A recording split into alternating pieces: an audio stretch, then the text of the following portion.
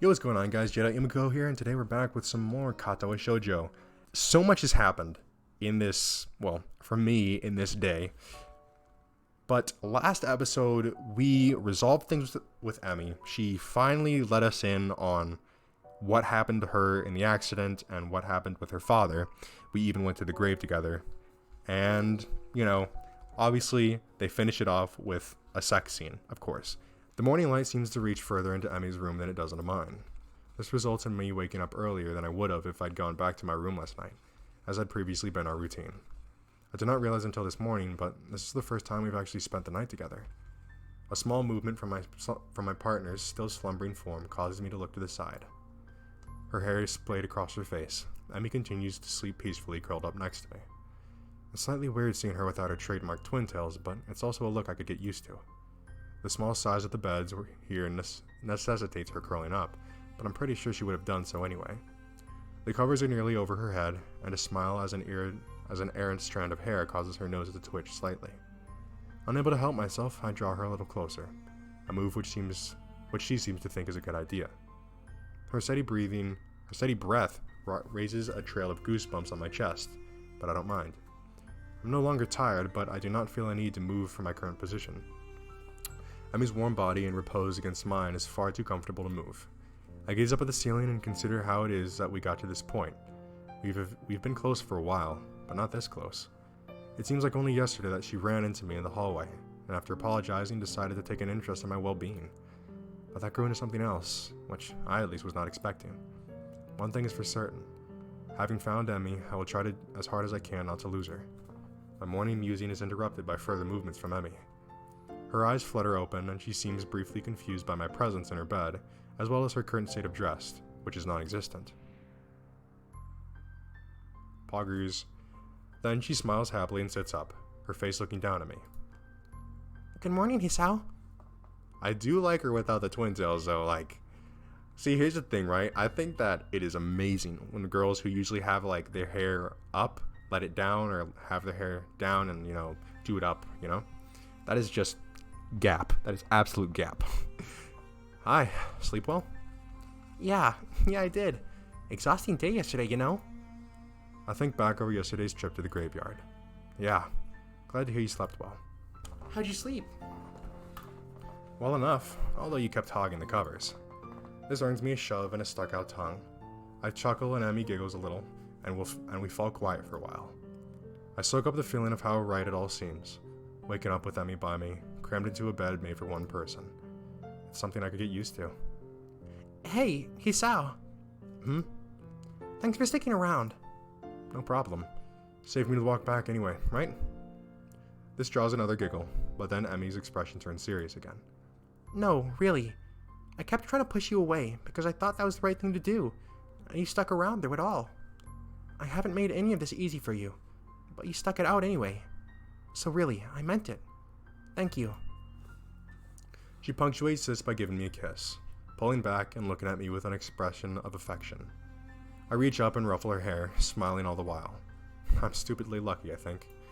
To have come through everything after my heart attack and to somehow have found this girl is nothing short of a miracle. You're very welcome, Emmy. I couldn't bear the thought of giving you up. I'll even continue to stick around, if you want. I'd like that. That settles it then. I don't know how long my heart will keep working, and I don't even really know what I'll do after this year's over, apart from going to university. As long as Emmy's around, I think I'll be okay. I've managed to help her, and she's managed to help me. If we keep doing that, we'll be okay, I think. So, Hisao. What do you want to do today?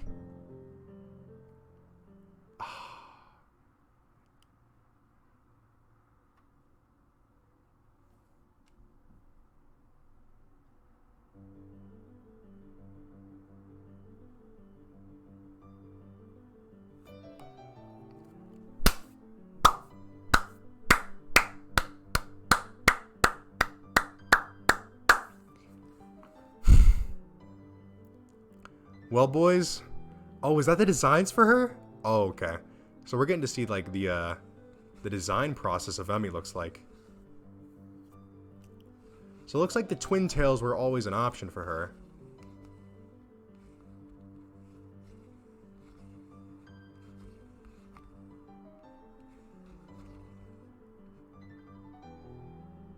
That looks more like a closer version to the Ultimate. And there's the one. There it is.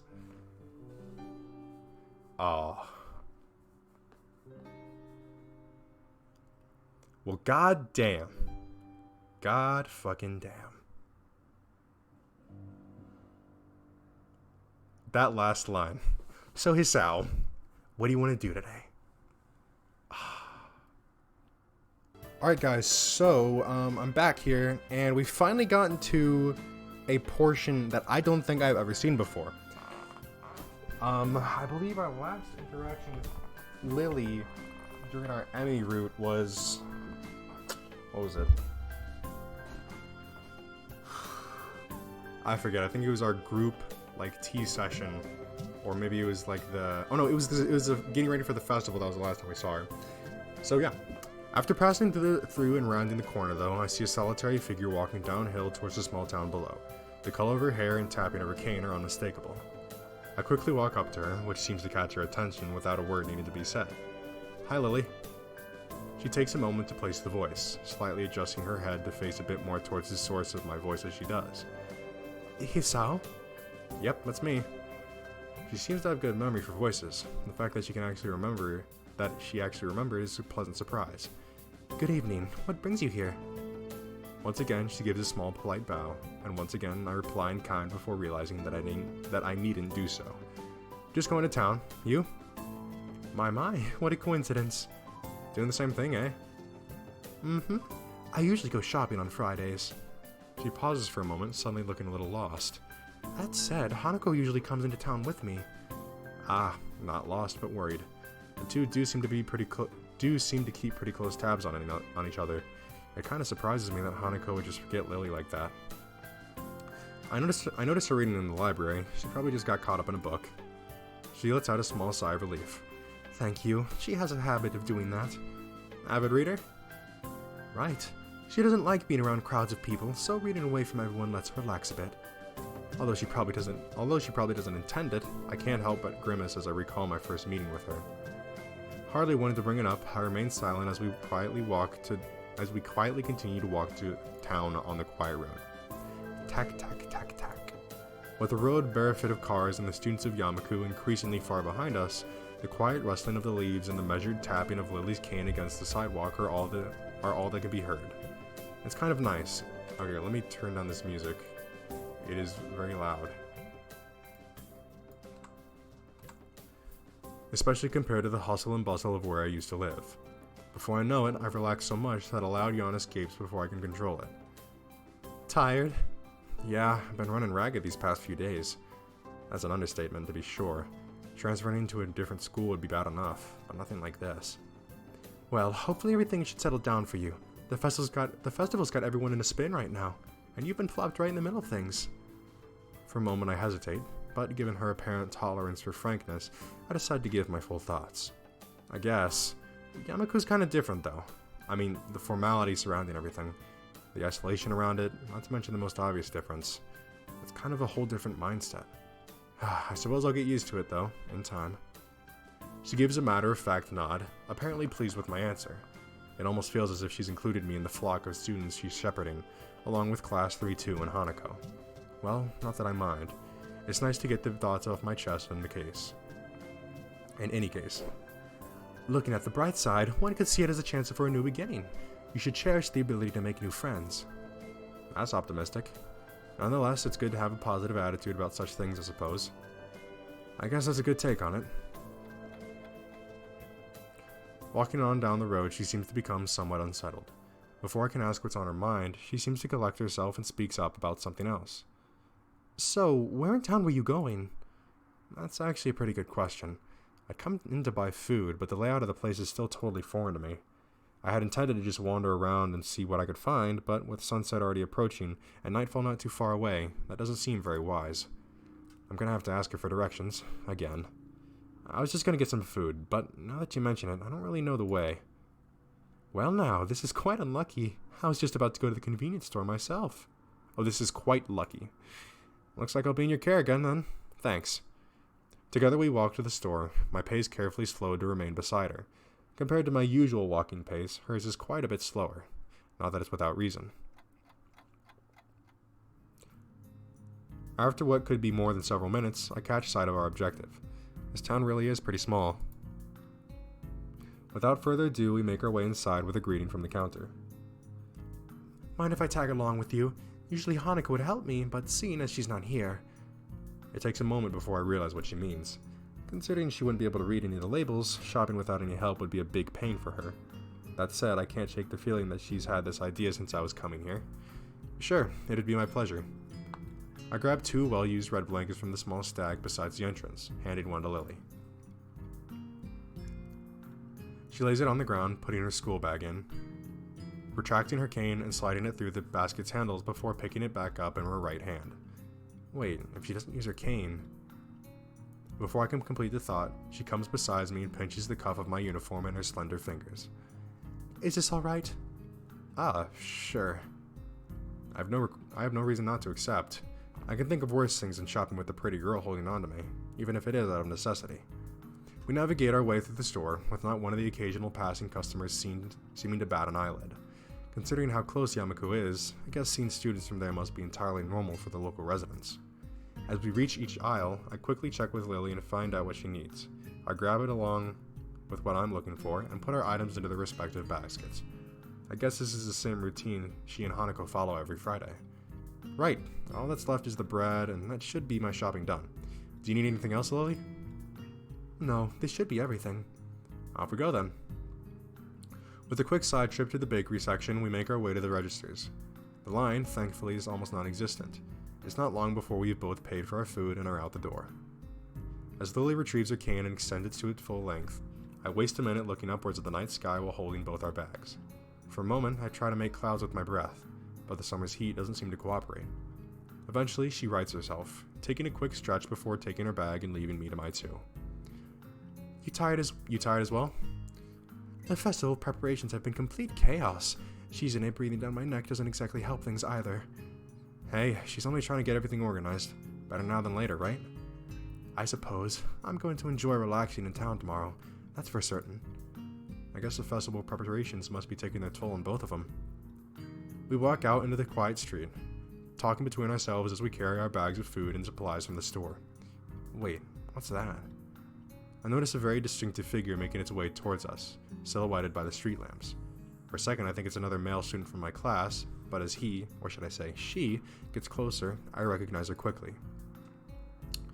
Rin, what are you doing out here so late? Rin? Lily perks her head, looking like she's trying to focus on listening more keenly. It suddenly becomes to me that I should probably interpret the scene for her. It's Rin, Tezuka. I think that was her last name, from my school. She stiffens at the name and gives a complicated-looking expression. Something like a forced fusion of a composed smile and a painful cringe. Ah, I understand. I guess Lily knows Rin too. Rin turns to look at us, looking terribly out of it. I'm not entirely sure if she recognizes either of us, or at least she doesn't acknowledge it if she does. She looks like a zombie. Or a statue of a zombie. But slowly, some symptoms of understanding seem to light in her dark eyes. This is something she must react to. Rin blinks once, very thoroughly. Hello. There's an awkward pause, everyone waiting for someone else to say something. What are you doing here so late? I was wondering about that myself too just now. Some people asked that just before me. I assumed they were wondering the same thing. I didn't know. They didn't know either. I asked. That's why I'm wondering. So that was pretty much it. It's a murder mystery without a murder. They were going that way. She turns facing to her right in order to demonstrate the direction the other people went to as if that was important, then rotates back like a mechanical puppet in one of those overly complicated clockworks. For a person who gives an impression of being the quiet type, Rin really does use a lot of words to say things that don't need a lot to be said. Unsure if she's finished, I say nothing. Neither does Lily, who seems equally robbed of words for the time being. To think that both of us are in fact just scared that any response might provoke her to continue. Our stupefied lack of reaction doesn't faze Rin at all. She keeps looking at us expectantly, a calm hint of expression on her blank face. She seems to be that kind of person, always so relaxed, as if bull elephant grade sedatives were flowing in her veins in the place of blood. Do you have amnesia? I don't recall you having anything of the sort, though. No, I don't think it's that. The other passerbys were probably just worried, though. You do look really lost, the way you're standing in the middle of the street. Oh, I see. Maybe I should have taken some other kind of pose in that case. I wondered for a while whether I should chase this angle further, or give up for the sake of my own sanity. I decided on the latter. It seems that most of the time, it's better to not read too deeply into what Rin's babbling about. Talking with Rin is like playing chess with a supercomputer who does seemingly completely random moves, as if trying to mock everything you know about chess. It's like that, except with human interaction. And even if I win, it feels like losing. Damn, it's just like Kenji said. Even when I win, I lose. Is this the power of the girls of Yumeko? I pushed the thought aside as too dangerous to consider further. It's probably just Kenji's anti-female propaganda getting to me during a moment of weakness. Yeah, maybe taking another pose might have worked. So, anyway, you have no idea what you're doing here? She frowns, looking extremely displeased at either my question or its consequences. Oh, it's my question, its consequences, or the answer she's about to give. I do have some idea. I can't really tell what kind of an idea. That sounds like progress, at least. Lily sounds as if she spotted an opening for some kind of discernibly normal conversation. I can't say I share her optimism. Yes, there is some. Definitely. The rest will come later. I'm sure of it. I always have reasons. The ensuing silence kills Lily's hopes all too visibly. That didn't last long. Rin's, as far as I can tell, unbased assurance aside, what should be done? We could just leave her to her own devices, whatever those are, but it's late, and I don't think we'll be getting any thanks if Rin is found standing here in the middle of the night, which she probably will unless she manages to remember what she was doing here in the first place. As for me trying to guess what might have been going on in her mind when she decided to embark on this adventure, the chances seem to be on par with winning the lottery. Several times in a row. Lily's oddly quiet too. I'd appreciate some support from the sidelines here, especially if she's more familiar with Rin than I am.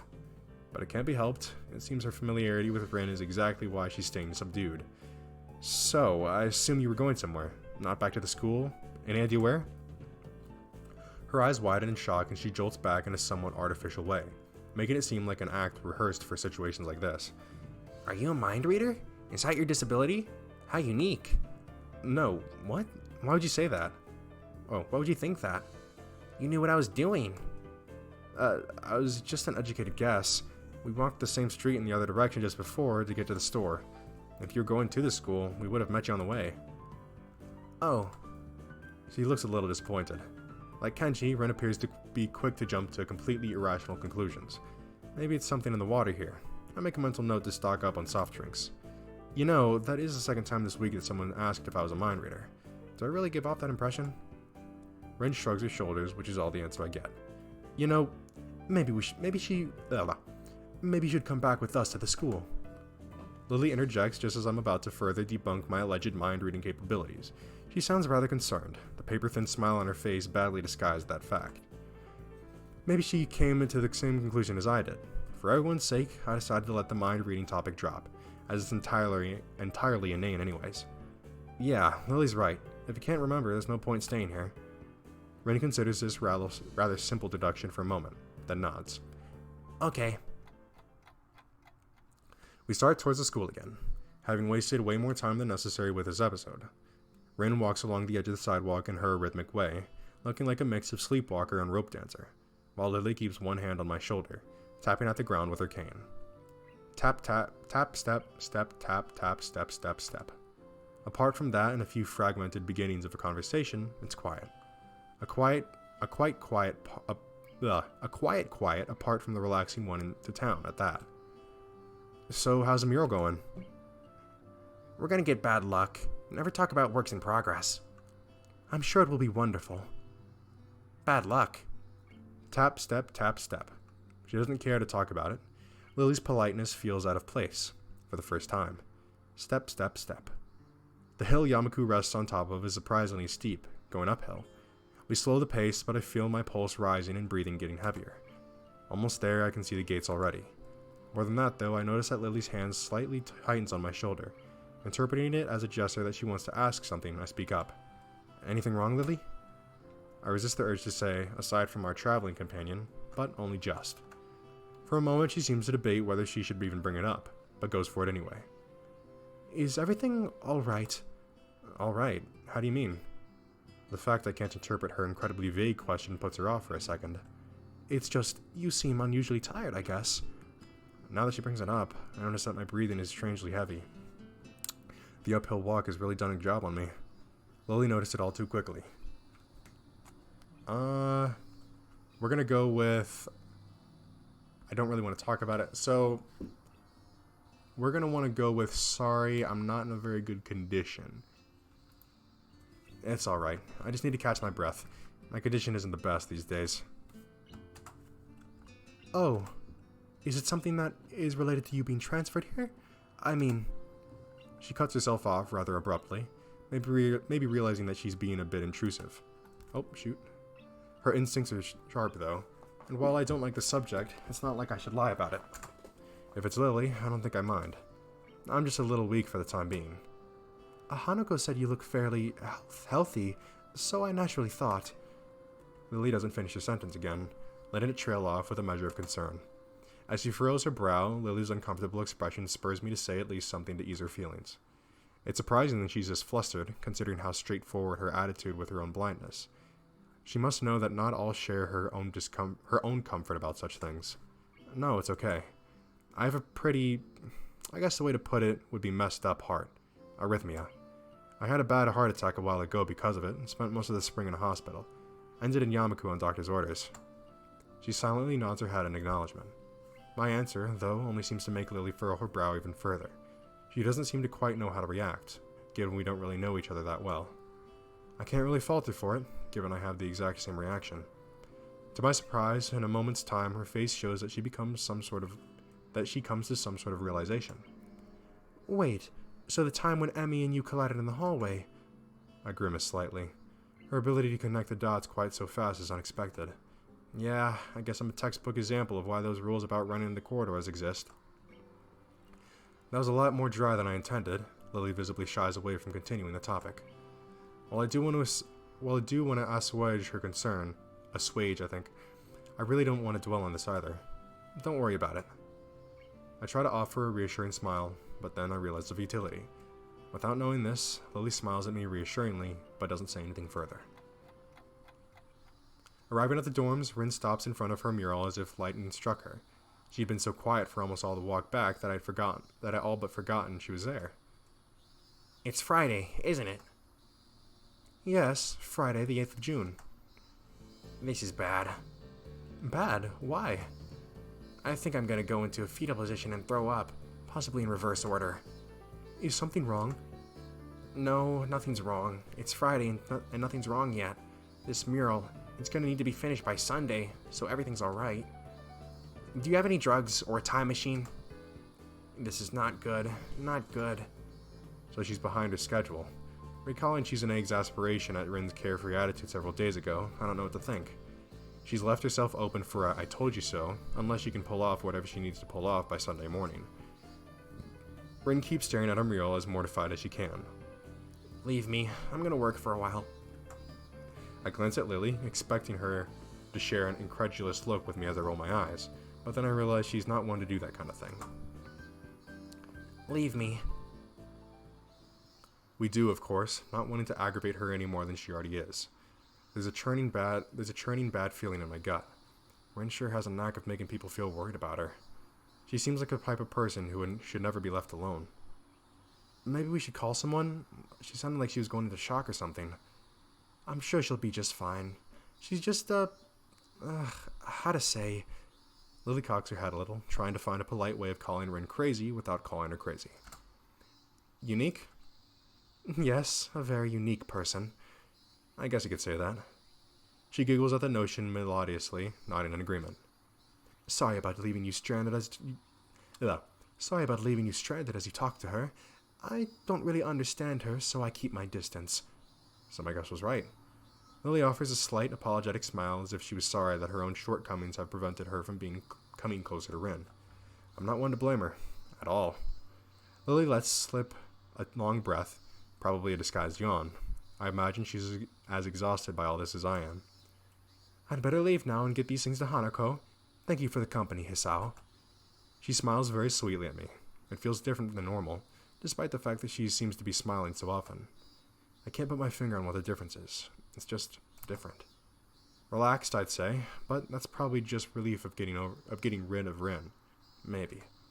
Yeah, good night. Say hi to Hanako for me. I will. Good night. Boom. Alrighty, well, we, a lot actually kind of happened this episode. We completely finished off Emi's route, and now we are well on our way into getting into Hanako's route. And I think after Hanako, I'm going to try and go for Lily. And I realized that I probably should have gone for Rin, considering, you know, Emi and Rin are a group. Then you have Lily and Hanako, who are a group. And then you have, you know, Shizune and Misha, who are a group. Which I don't think you can go for Misha. But at the very least, you know, Shizune is in that little grouping there. So, but yeah, that's going to be it for this time. I hope you guys enjoyed. If you did, make sure to leave a like on the video. I'm really excited for where this series is going to go and getting to see all the stories and backgrounds and paths of the other girls. Hopefully, what I'm hoping is that the stories are going to be different. So, and when I say that, I mean that it's not the repeat of everything like over. So it's not, oh yeah, I have some dark past that I'd rather not talk about, and so I'm gonna just have sex a lot to kind of avoid the thought of thinking about that stuff until I finally open up, sort of thing, right? Like, different plot, I guess you could say. But hey, we're just gonna have to find out. But yeah, so once again, that'd be awesome if you could leave a like on the video if you enjoyed, and if you were looking forward to more videos on this series, or you enjoy any of the other series or videos on my channel, well then that'd be highly recommended to hit the subscribe button and turn on post notifications so you can be notified when I upload those new videos. But yeah, without anything else to really talk about, I'll see you guys in the next one. Peace.